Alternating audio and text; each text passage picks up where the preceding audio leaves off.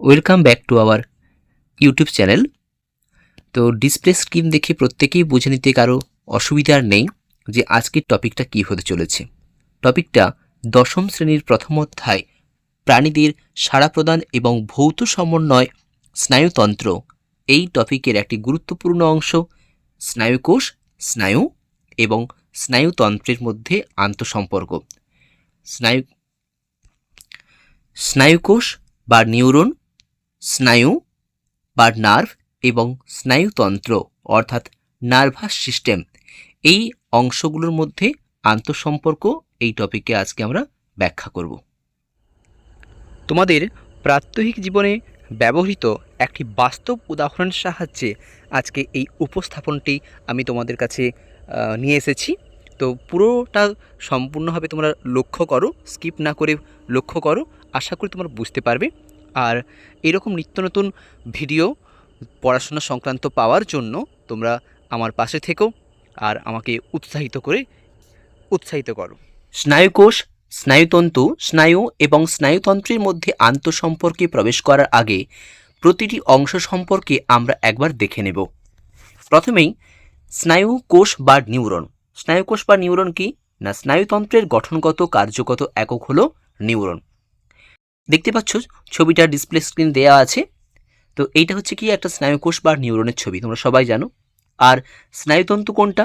প্রবর্ধক সহ কোষ দেহ থেকে সৃষ্ট দীর্ঘ শাখাবিহীন এবং মায়োলিন আবরণযুক্ত অ্যাকশন অংশটি হলো কি স্নায়ুতন্তু। কোন অংশটা?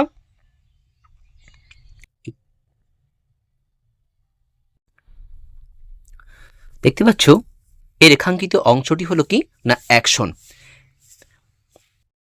এই অ্যাকশনের ওপর যখন একটা মায়োলিন আবরণ প্রলেপ সৃষ্টি হয় তখন তার নাম হয়ে যায় কি স্নায়ুতন্তু।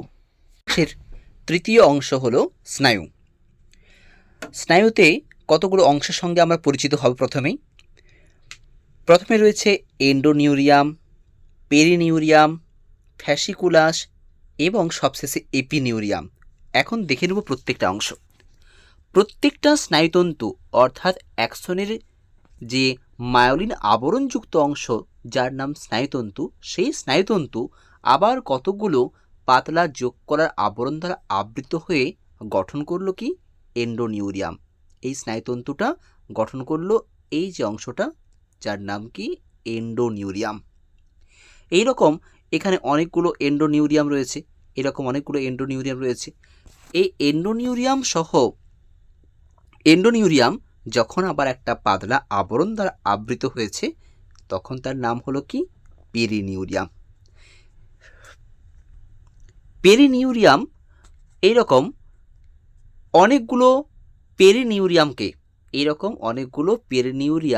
একটা পেরিনিউরিয়াম, আবার একটা পেরিনিউরিয়াম, আবার একটা পেরিনিউরিয়াম, এইটা একটা পেরিনিউরিয়াম, এই পেরিনিউরিয়ামগুলোকে একসঙ্গে বলা হচ্ছে কি ফ্যাসিকুলাস। এই পেরিনিউরিয়ামগুলোকে একসঙ্গে বলা হচ্ছে ফ্যাসিকুলাস।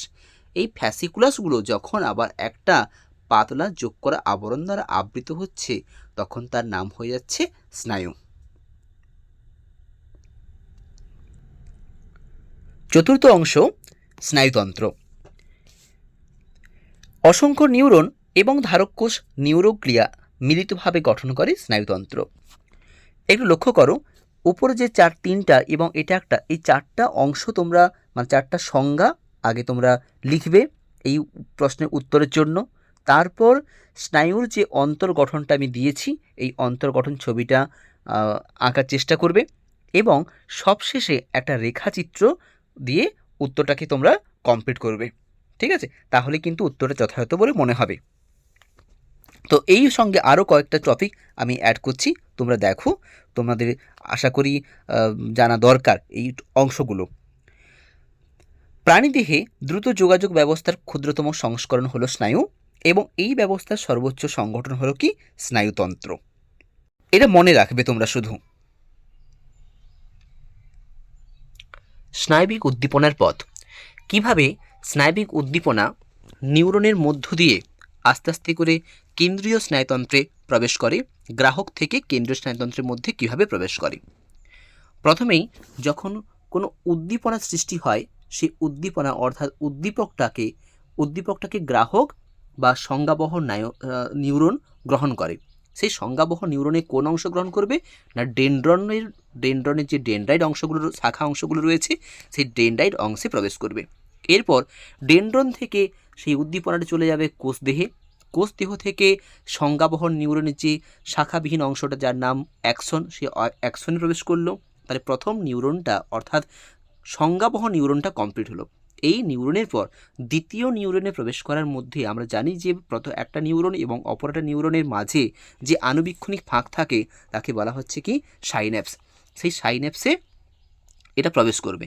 সাইন্যাপসের পর দ্বিতীয় নিউরনে প্রবেশ করার সময় পরবর্তী নিউরনে কোথায় প্রবেশ করবে? একই রকমভাবে ডেনড্রাইট এবং তারপর আবার তার কোষদেহ এবং কোষদেহর পরবর্তী অ্যাকশন, এইভাবে আবার সাইন্যাপস অঞ্চল দিয়ে পরবর্তী নিউরন, এইভাবে পুরো উদ্দীপনাটা গ্রাহক থেকে অর্থাৎ ত্বক, নাক, যে জ্ঞানেন্দ্রিয় অংশগুলো রয়েছে সেখান থেকে কেন্দ্রীয় স্নায়ুতন্ত্রে প্রবেশ করবে স্নায়বিক উদ্দীপনাটা। উদ্দীপনা সংজ্ঞাবহ নিউরনের প্রথমে এই ডেনড্রাইট অংশে প্রবেশ করলো। ডেনড্রাইট থেকে আস্তে আস্তে করে কোষদেহ থেকে অ্যাকশন মধ্যে প্রবেশ করলো। অ্যাকশন থেকে তার পরবর্তী আবার যে নিউরন রয়েছে সেই নিউরনে যাবে সাইন্যাপস অঞ্চল পার হওয়ার পর। আমরা দেখতে পাচ্ছি স্নায়ুকোষ যেমন স্নায়ু উদ্দীপনা পরিবহন করে, ঠিক স্নায়ুও একই রকমভাবে স্নায়ু উদ্দীপনা পরিবহন করে। সংজ্ঞাবহ স্নায়ু ত্বক, নাসিকা, চোখ, কান প্রভৃতি অংশ থেকে বিভিন্ন প্রকার উদ্দীপনা গ্রহণ করে সেই সব উদ্দীপনাকে স্নায়ুকেন্দ্রে পাঠায় এবং চেষ্টীয় স্নায়ুকেন্দ্র থেকে বিভিন্ন অনুভূতিকে বিভিন্ন প্রেরক যন্ত্রে পৌঁছে দেয়। ফলে বিভিন্ন গ্রন্থি থেকে রসক্ষরণ নিয়ন্ত্রণ করে, বিভিন্ন পেশির সংকোচন এবং প্রসারণ নিয়ন্ত্রণ করে। অর্থাৎ স্নায়ুকোষ ছাড়া স্নায়ুতন্ত্রে কোনো অস্তিত্ব নেই। তাই গঠনগত এবং কার্যগতভাবে স্নায়ুকোষ, নিউরন, স্নায়ুতন্তু এবং স্নায়ু পরস্পরের সঙ্গে ওতপ্রোতভাবে জড়িত। প্রতিদিনকার প্রাত্যহিক জীবনে ব্যবহৃত এমন একটি বাস্তব উদাহরণ তারের সাহায্যে আজকের এই ব্যাপারটি তোমাদের কাছে একটু তুলে ধরার চেষ্টা করব সহজভাবে। প্রথমেই দেখো, স্নায়ুকোষ বা নিউরনের এই অংশটা মনে করো অ্যাকশন, যার উপর একটা মায়োলিন আবরণযুক্ত একটা অংশ গঠন হয়েছে যার নাম হলো কি স্নায়ুতন্তু।